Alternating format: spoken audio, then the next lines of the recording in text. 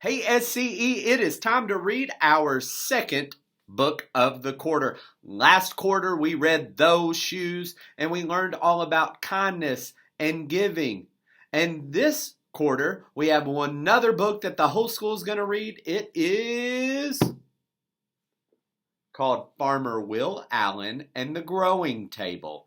It was written by Jacqueline Martin, and it was illustrated by Eric Larkin. This book is about a real person. This guy right here. His name's Will Allen. And as we read, I want you to think, what makes Will Allen special? What does Will Allen do in the story that we could do in our own lives? I'll give you a hint. The author repeats an idea over and over so that when we close the book, we know what the main point, what the central message was, what it's all about. So I want you to think as the author stops and asks questions in the story, I want you to watch and see, what does Will Allen do with each of those questions? How does he respond to those problems? All right, so let's get to reading. We have our title page again, Farmer Will Allen and the Growing Table. Farmer Will Allen. Farmer Will Allen is as tall as his truck. He can hold a cabbage or a basketball in one hand. When he laughs, everyone laughs, glad to be in his crew. When he talks, everyone listens. But some say the special thing about Will Allen is that he can see what others can't see. Are they right? When he looked at an abandoned city lot and saw a huge table heaped with food, was he right? The kitchen table. When Will Allen was a boy, bowls of peas, greens, and his favorite, lima beans with ham, covered the kitchen table. My mother often fixed enough food for 30, Will says. We never had a car or a TV, but we always had good food. He remembers people who'd come to dinner tired and drooped and leave laughing. Will's family grew most of their food. Will loved the food but hated the work. He planned to quit on planting, picking, pulling weeds, leave those Maryland fields for basketball or white shirt work. And he did. He graduated from college and moved to Belgium to play professional basketball. When a Belgian friend asked him to help dig potatoes, Will realized he loved digging in the dirt. He grew so much food that he and his wife Cindy covered their kitchen table with Thanksgiving dinner for a team of basketball friends. A new kind of farm. When Will was done with basketball, he worked a white shirt job in Wisconsin and found time to grow vegetables on Cindy's parents' land.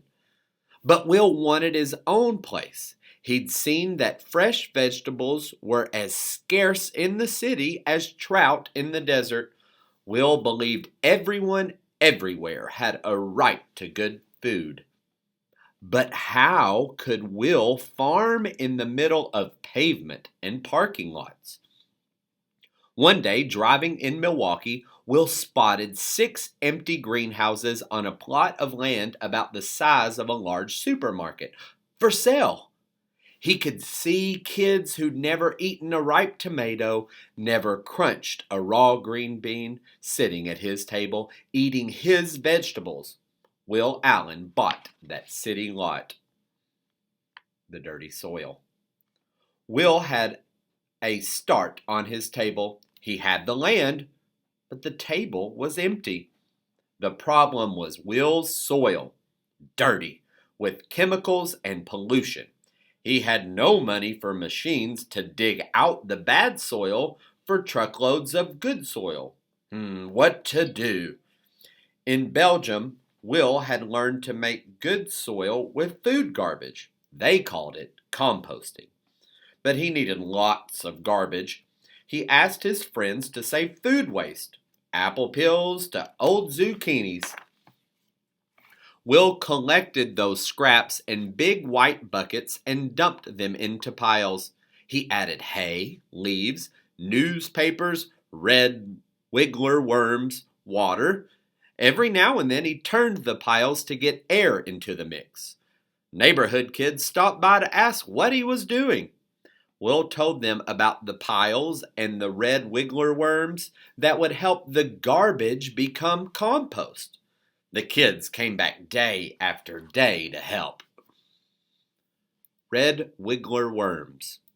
Then, one day, bad news. The red wiggler crew was dying.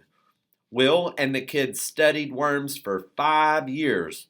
They learned not to feed the worms too much, and they discovered the best menu for red wigglers. No hot peppers, onions, garlic. Lots of watermelon rinds, sweet potato scraps, molasses. Since then, the squirmy crew has stayed hard at work. Will says worm magic is what makes his farm grow. Making a bigger table, growing power.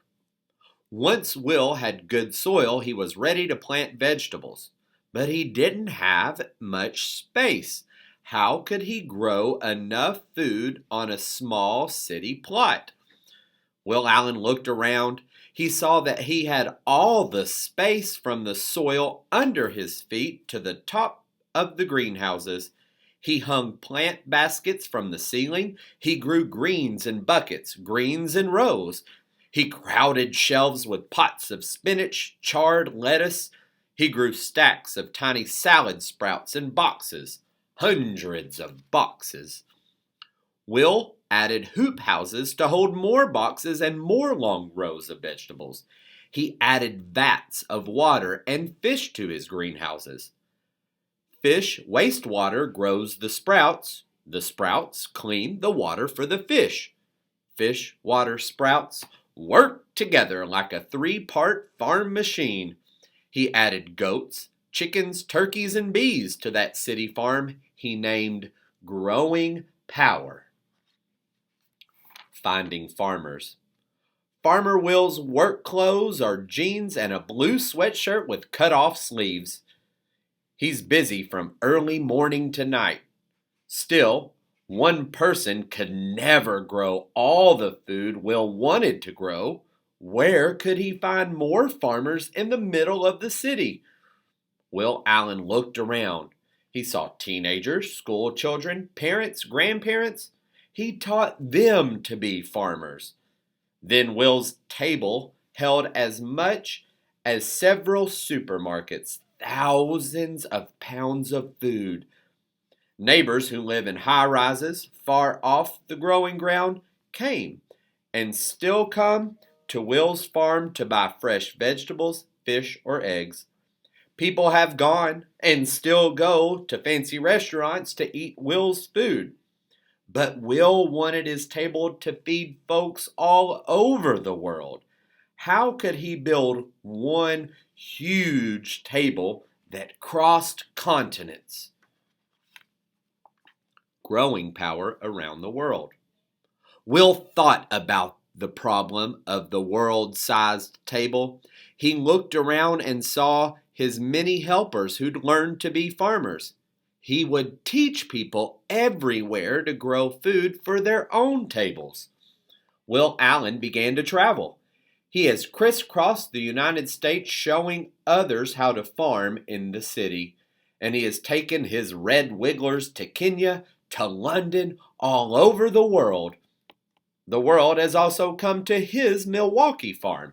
20,000 visitors a year tour the greenhouses, watch goats snack on greens, and go home planning to start a farm on a city lot, rooftop, or abandoned highway. Will and the 50 million. Is Will Allen done? Never!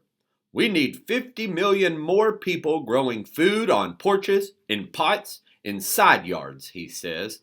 Will is always looking for new ways to make the table bigger. More schoolyard plots, a vertical farm that's 5 stories high, farms and empty factories or warehouses. Will Allen dreams of a day when city farms are as common as streetlights, and every table is covered with good food. Your table.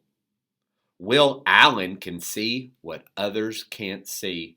When he sees kids, he sees farmers. Will you be on Will Allen's crew?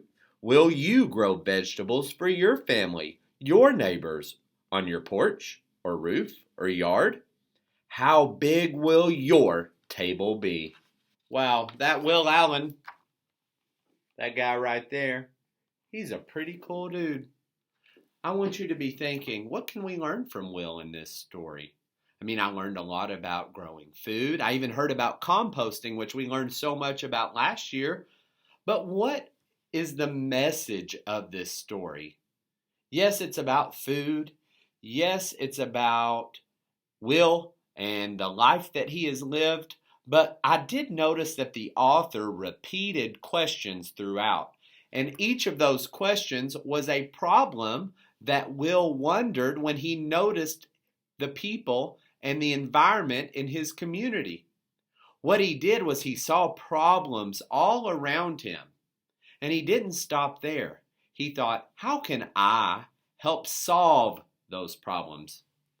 Will Allen is a problem solver. And we want you at SCE to be problem solvers too.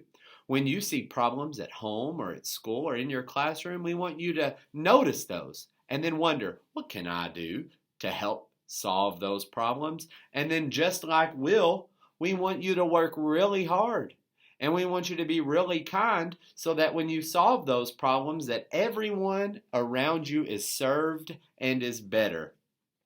In a couple weeks, we're going to be working on our kickoff for our butterfly garden. And the reason we're doing that is because the monarch butterfly is endangered. That's a problem. There's very few of them left. And so we're going to help solve that problem in a way that we can by working together and building a butterfly garden. We want you to be a problem solver each and every day, not just at school, but at home. That is the one thing that makes us all better, okay? So I hope that you enjoyed our book of the quarter, Farmer Will Allen and the Growing Table, and that all quarter long we see lots and lots of problem solvers working hard and finding solutions that make our school and our community better.